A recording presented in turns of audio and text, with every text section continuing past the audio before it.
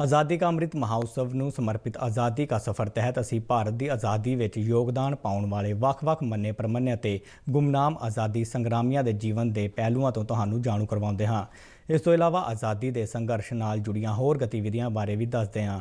ਅੱਜ ਅਸੀਂ ਇਸ ਕੜੀ ਤਹਿਤ ਗੁਜਰਾਤ ਦੇ ਇੱਕ ਮਹਾਨ ਸੁਤੰਤਰਤਾ ਸੈਨਾਨੀ ਅਤੇ ਸਮਾਜ ਸੁਧਾਰਕ ਝਵੇਰ ਚੰਦ ਮੇਘਾਨੀ ਅਤੇ ਮਣੀਪੁਰ ਦੇ ਮਹਾਨ ਸੁਤੰਤਰਤਾ ਸੈਨਾਨੀ ਚਿੰਗਜਾਪਾਓ ਡੋਂਗੇਲ ਦੀ ਗੱਲ ਕਰਾਂਗੇ। ਪੇਸ਼ ਹੈ ਇੱਕ ਰਿਪੋर्ट।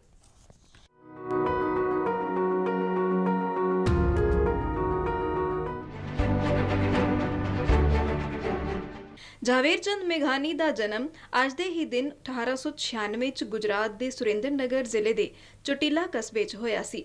ਛੋਟੀ ਉਮਰ ਤੋਂ ਹੀ ਉਹਨਾਂ ਦੀ ਦਿਲਚਸਪੀ ਸਾਹਿਤ ਵਿੱਚ ਸੀ। ਉਹਨਾਂ ਆਪਣੀ ਪਹਿਲੀ ਕਵਿਤਾ ਸਿਰਫ 12 ਸਾਲਾਂ ਦੀ ਉਮਰ 'ਚ ਲਿਖੀ ਸੀ। ਉਹਨਾਂ ਨੇ ਸੰਸਕ੍ਰਿਤ ਅਤੇ ਅੰਗਰੇਜ਼ੀ ਦੋਹਾਂ ਦੇ ਸਾਹਿਤ 'ਚ ਡਿਗਰੀ ਹਾਸਲ ਕੀਤੀ।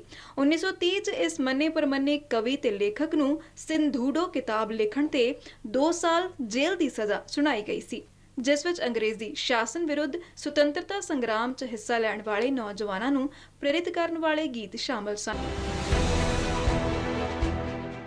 ਇਸ ਦੌਰਾਨ ਉਹਨਾਂ ਨੇ ਗੋਲਮੇਜ਼ ਕਾਨਫਰੰਸ ਲਈ ਗਾਂਧੀ ਜੀ ਦੀ ਲੰਡਨ ਯਾਤਰਾ ਤੇ ਆਧਾਰਿਤ ਕਾਵਿਆ ਤ੍ਰਿਪੁਟੀ ਲਿਖੀ ਸੀ। ਮਹਾਤਮਾ ਗਾਂਧੀ ਨੇ ਉਹਨਾਂ ਨੂੰ ਰਾਸ਼ਟਰੀ ਕਵੀ ਦੀ ਉਪਾਧੀ ਨਾਲ ਸਨਮਾਨਿਤ ਕੀਤਾ ਸੀ। ਸਰਦਾਰ ਵੱਲਭ ਭਾਈ ਪਟੇਲ ਨੇ ਉਹਨਾਂ ਦੀ ਪ੍ਰਸ਼ੰਸਾ ਕਰਦਿਆਂ ਕਿਹਾ ਸੀ ਕਿ ਉਹ ਇੱਕ ਜੋਸ਼ੀਲੀ ਆਵਾਜ਼ ਨਾਲ ਭਰਪੂਰ ਨੇ। ਉਹਨਾਂ ਦੇ ਪ੍ਰਸਿੱਧ ਗੀਤਾਂ ਵਿੱਚੋਂ ਇੱਕ ਮਨ ਮੋਰ ਬਣੀ ਥਨਗਟ ਕਰੇ, यानी कि मेरा दिल एक मोर वांग नचदा है 2013 च बनी हिंदी फिल्म गोलियों की रास लीला रामलीला च कीता गया सी।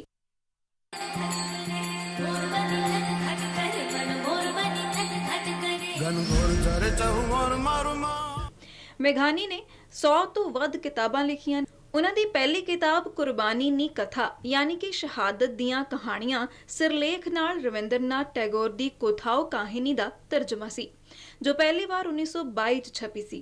ਉਹ जन्म भूमि ग्रुप दे फूल छाप अखबार दे संपादक भी सन, जो हुण तक राजकोट तो प्रकाशित कीता जा रहा है। ਅੱਜ ਦੇ ਹੀ ਦਿਨ 1928 ਚ ਆਲ ਪਾਰਟੀ ਸੰਮੇਲਨ ਦੇ ਲਖਨਊ ਇਜਲਾਸ ਚ ਨਹਿਰੂ ਕਮੇਟੀ ਦੀ ਰਿਪੋਰਟ ਜਾਂ ਨਹਿਰੂ ਰਿਪੋਰਟ ਪੇਸ਼ ਕੀਤੀ ਗਈ ਸੀ।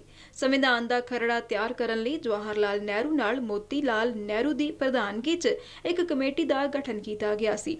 1928 ਚ ਜਦੋਂ ਸਾਈਮਨ ਕਮਿਸ਼ਨ ਭਾਰਤ ਆਇਆ ਤਾਂ ਭਾਰਤੀਆਂ खास करके भारतीय राष्ट्रीय कांग्रेस ने उसका जबरदस्त विरोध किया सी।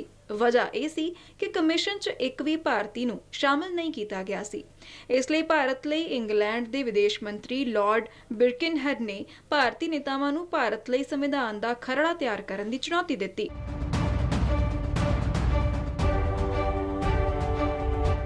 जिसका मतलब यह सी कि भारती एक आम रस्ता लभण अते संविधान का खरड़ा तैयार करन च समर्थ नहीं सन।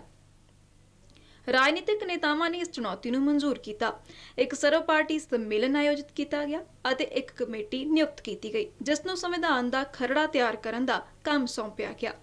नਹਿਰੂ रिपोर्ट का मुढ़ला उद्देश ब्रिटिश राष्ट्रमंडल अंदर भारत नूं डोमिनियन का दर्जा देना सी। रिपोर्ट दीआं कुछ मुख सिफारिशां च केंद्र कोल शक्तियां नाल सरकार दे फैडरल ढांचे का गठन, 19 मौलिक अधिकारां दी स्थापना जिन्हां च 21 साल तो वध दी उम्र दे मर्दां अते औरतां नूं वोट देण दा अधिकार होवे, नागरिकां दे रूप च मर्दां ते औरतां दे बराबर अधिकार, राष्ट्र दा कोई धर्म होना ਅਤੇ ਸਰਵਉੱਚ ਅਦਾਲਤ ਦੇ ਨਿਰਮਾਣ ਦੇ ਪ੍ਰਸਤਾਵ ਵਰਗੀਆਂ ਸਿਫਾਰਿਸ਼ਾਂ ਸ਼ਾਮਲ ਸਨ। ਅਸਲ ਵਿੱਚ ਨਹਿਰੂ ਰਿਪੋਰਟ ਭਾਰਤੀਆਂ ਵੱਲੋਂ ਭਾਰਤ ਦੇ ਸੰਵਿਧਾਨ ਦਾ ਖਰੜਾ ਤਿਆਰ ਕਰਨ ਦਾ ਪਹਿਲਾ ਵੱਡਾ ਯਤਨ ਸੀ। ਅੱਜ ਮਣੀਪੁਰ ਦੇ ਮਹਾਨ ਸੁਤੰਤਰਤਾ ਸੈਨਾਨੀ ਚਿੰਗਜਾਪਾਓ ਡੋਂਗੇਲ ਦੀ ਬਰਸੀ ਹੈ, ਜਿਨ੍ਹਾਂ ਨੂੰ ਚਿੰਗਜਾਪਾਓ ਕੁਕੀ ਦੇ ਨਾਂ ਨਾਲ ਵੀ ਜਾਣਿਆ ਜਾਂਦਾ ਹੈ। ਉਹ ਉਹਨਾਂ ਕੁਕੀ ਨੇਤਾਵਾਂ ਚੋਂ ਇੱਕ ਸਨ ਜਿਨ੍ਹਾਂ ਨੇ 1917 ਤੋਂ 19 ਦੇ ਕੁਕੀ ਵਿਦਰੋਹ ਦੌਰਾਨ ਅੰਗਰੇਜ਼ ਹਕੂਮਤ ਤੇ ਸਵਾਲ ਉਠਾਇਆ ਸੀ। ਦੂਜੀ ਵਿਸ਼ਵ ਜੰਗ ਦੌਰਾਨ ਉਹਨਾਂ ਨੇ ਆਜ਼ਾਦ ਹਿੰਦ ਫੌਜ ਦੇ ਬੈਨਰ ਹੇਠ ਅੰਗਰੇਜ਼ਾਂ ਦੇ ਕਾਲੋਨੀਅਲ ਅਤੇ ਸਾਮੰਤੀ ਅਧਿਕਾਰ ਖਿਲਾਫ ਕੁਕੀ ਭਾਈਚਾਰੇ ਨੂੰ ਇਕਜੁੱਟ ਕੀਤਾ। ਇਹ ਡੋਂਗਲ ਕਬੀਲੇ ਦੇ ਸ਼ਹਿਰ ਐਸਨ ਦੇ ਮੁਖੀ ਸਨ। ਚਿੰਗਜਾਪਾਓ ਦੇ ਸ਼ਾਸਨਕਾਲ ਦੌਰਾਨ ਐਸਨ ਦੀ ਮਹਿਮਾ ਦੂਰ ਦੂਰ ਤੱਕ ਫੈਲ ਗਈ ਅਤੇ ਇਹ ਸਭ ਤੋਂ ਵੱਧ ਸ਼ਕਤੀਸ਼ਾਲੀ ਸ਼ਹਿਰ ਬਣ ਗਿਆ। अंग्रेज सरकार ने चेंगजापाओ डोंगल की वधदी ताकत ते कुकी भाईचारे के विद्रोह नूं भारत के पूर्वी हिस्से लई एक गंभीर खतरे के रूप में वेख्या। चेंगजापाओ डोंगेल नूं गिरफ्तार करके 4 सालां लई जेल भेज दिता गया।